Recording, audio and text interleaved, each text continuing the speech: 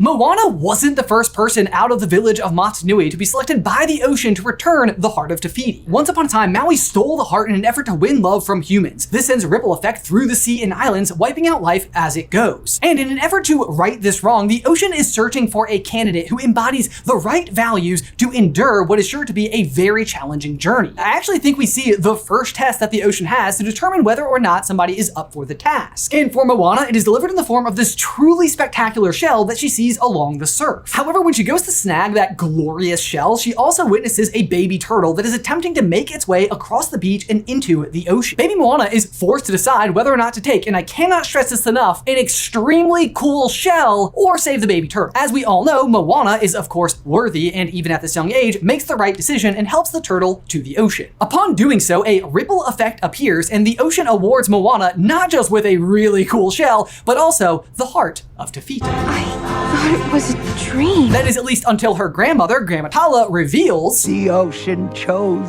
you. But obviously, baby Moana was not nearly up to the task at that age of taking on what is otherwise a very dangerous ocean. It would take years and years to get to that point. And as such, her resolve is what needed to be tested next. This takes place in the form of Moana's attempt to journey beyond the reef with Pua the pig in tow. And we see almost immediately that Moana's lack of training at sea is a bit of a detriment for someone who's trying to, survive at sea. And in the process, she almost loses Pua, and she herself is trapped beneath the water and has to work to solve the problem and free herself, which of course she does. And don't forget, it's the ocean that chose Moana, and we know that the ocean is willing to help Moana at multiple different occasions throughout the story, but not right now. Why? I personally believe that it's because the ocean has a two-stage process in determining who it selects and what they need to overcome in order to take on the mission of restoring the Heart of Te Fiti. First is a test of character, and that's a scene that we see with Moana as a baby and of course the baby turtle, who, by the way, if you've never noticed before, has a spiral on its back exactly like the Heart of Te Fiti and her boat. But the second is a test of resolve. The ocean is fierce. Are you up for it? That is the test that I believe Moana's own father, Chief Tui,